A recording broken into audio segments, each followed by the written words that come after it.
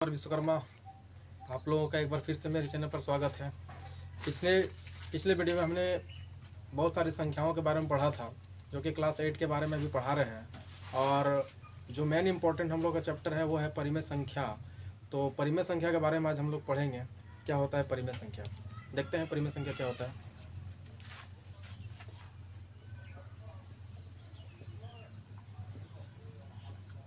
तो परिमेय संख्या क्या होता है?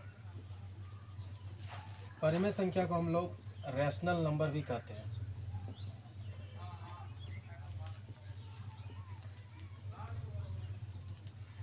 और रैशनल नंबर किसे कहते हैं तो देखते हैं। वैसी संख्या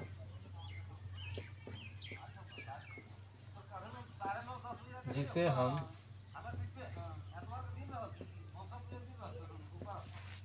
p/q के रूप में p/q के रूप में लिख सकते हैं।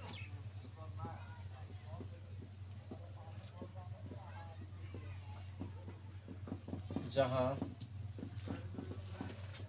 p और q पूर्णांक है तथा q equal to not zero. क्या देख रहे हैं कि वैसी संख्या जिसे हम p/q के रूप में लिख सकते हैं जहां p और q पूर्णांक है तथा q equal to not zero. ये पूर्णांक शब्द जो आया हुआ है, ये पूर्णांक शब्द हम लोग पीछे वीडियो में हम लोग देखे थे कि पूर्णांक किसको कहते हैं। तो पूर्णांक जो होता है वो हमारा धनात्मक में भी हो सकता है या फिर ऋणात्मक में भी हो सकता है, यानी धनात्मक संख्या और ऋणात्मक संख्या दोनों में हो सकता है। तो उदाहरण में इसका क्या लिखा जा सकता है? उदाहरण में हमारा 2/3, जो कि ये ऊपर वाला p कहलाएगा, नीचे वाला q कहलाएगा। तो ऊपर वाला p और नीचे वाला q उसी तरह से और भी लिख पाएंगे 4/7 p/q, और भी लिख पाएंगे 8/9, कुछ भी होगा। तो ये सब जो है धनात्मक संख्या में लिखा है। उसी तरह से ऋणात्मक संख्या में भी होगा, जैसे -1/2, -3/4, -5/6। तो इस सब में भी माइनस के चिन्ह आया, जो कि इसमें जो ये ऋणात्मक संख्या भी है। तो ये धनात्मक संख्या भी हमारा परिमेय संख्या कहलाएगा और ऋणात्मक संख्या भी परिमेय संख्या में हम जैसे उदाहरण पर बताएं, अभी धनात्मक में भी बताएं, ऋणात्मक में बताएं। तो धनात्मक में या फिर ऋणात्मक में जो भी कोई संख्या लिखा रहता है तो इस ऊपर वाले संख्या को हम लोग अंश कहेंगे और नीचे वाले संख्या को हम लोग हर कहेंगे। ठीक है। अच्छा, उसमें और सारा उदाहरण में जा सकता है। और उदाहरण में हम क्या क्या ले सकते हैं? तो जैसे अगर हम यदि बात करें तो 2, तो क्या 2 एक परिमेय संख्या है? तो हाँ, बिल्कुल 2 एक परिमेय संख्या है, क्योंकि 2 के नीचे कुछ नहीं है तो नीचे हम 1 लिख सकते हैं। तो ये मेरा ऊपर का p बन गया और नीचे का q बन गया। तो इस तरह से हम कह सकते हैं कि यह भी एक परिमेय संख्या है।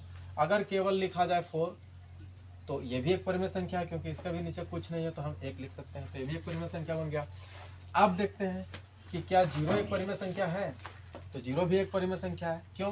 क्योंकि इसका नीचे कुछ नहीं है तो 1 है, तो इसको भी हम लोग परिमेय संख्या बोलेंगे। तो इसमें हम लोग रूल पढ़े, इसमें रूल हम लोग क्या पढ़े कि p और q पूर्णांक तो होना चाहिए, साथ ही साथ q जो होगा वो 0 नहीं होना चाहिए। यानी q किसको बोलेंगे? तो q होगा नीचे वाला। तो इसमें सबका नीचे में 0 नहीं है, इसलिए यह सब का सब जो है परिमेय संख्या कहलाएगा, परिमेय संख्या होगी। अब यदि हम लिख रहे हैं 4/0, तो क्या ये परिमेय संख्या कहलाएगा? ये परिमेय संख्या नहीं कहलाएगा। इसको हम इन्फिनिटिव कहेंगे, यानी इसका वैल्यू नहीं निकलेगा। ठीक है। उसी तरह से 2/0 की बात करेंगे तो इसका भी वैल्यू नहीं निकलेगा। ये सब परिमेय संख्या नहीं है। यहाँ पर लिख सकते हैं कि परिमेय संख्या नहीं है। इसमें भी कह सकते हैं कि परिमेय संख्या नहीं है। तो इस वीडियो में हमने अभी तक ये जाना कि परिमेय संख्या हम लोग किसको बोलेंगे।